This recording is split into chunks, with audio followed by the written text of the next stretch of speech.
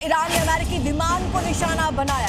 बताया जा रहा है कि यूएस के F-35 को ईरानी मिसाइल ने हिट किया और विमान की इमरजेंसी लैंडिंग करवानी पड़ी। वो बात अलग है कि अमेरिका ने अब तक आधिकारिक पुष्टि नहीं की है कि F-35 की इमरजेंसी लैंडिंग की वजह क्या वाकई में ईरानी मिसाइल का अटैक ही था या नहीं।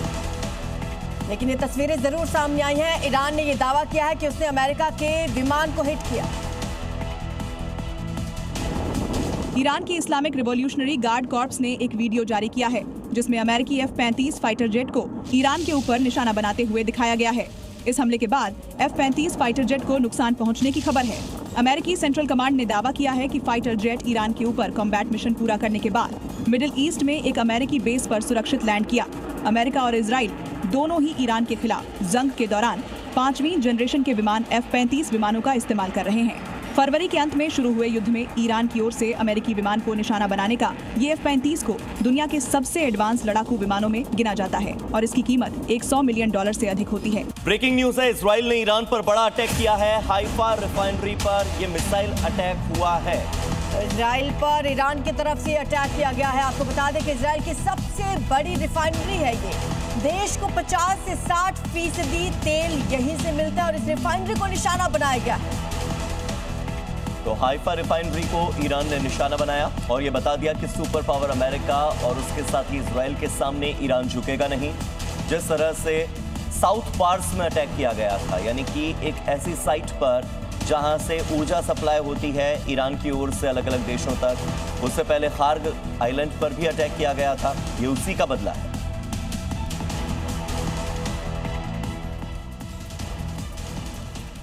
हाइफा रिफाइनरी को ईरान ने निशाना बनाकर ये जरूर बता दिया कि सुपर पावर अमेरिका और उसके साथ ही इजराइल के सामने झुकेगा नहीं।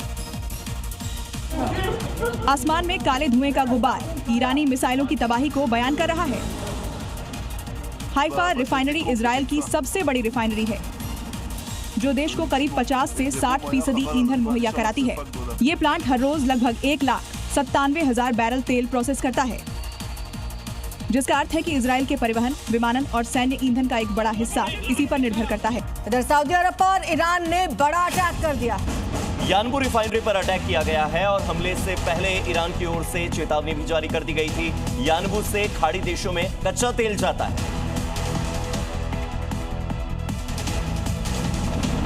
कई किलोमीटर दूर से आसमान में काले धुएं का गुब्बार दिख रहा है।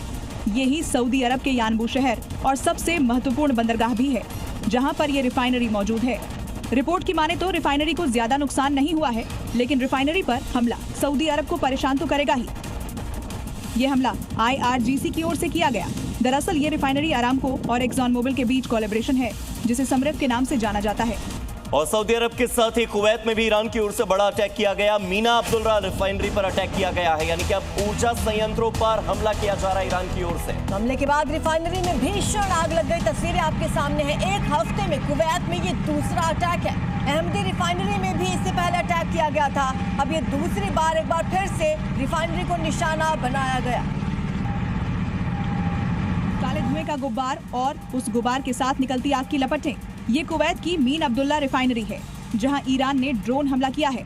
इससे पहले ईरान ने कुवैत की एक और रिफाइनरी मीना अब्दुल्ला रिफाइनरी को टारगेट किया था। ये मध्य पूर्व की सबसे बड़ी रिफाइनरियों में से एक है जिसकी क्षमता लगभग 7,30,000 बैरल प्रतिदिन है।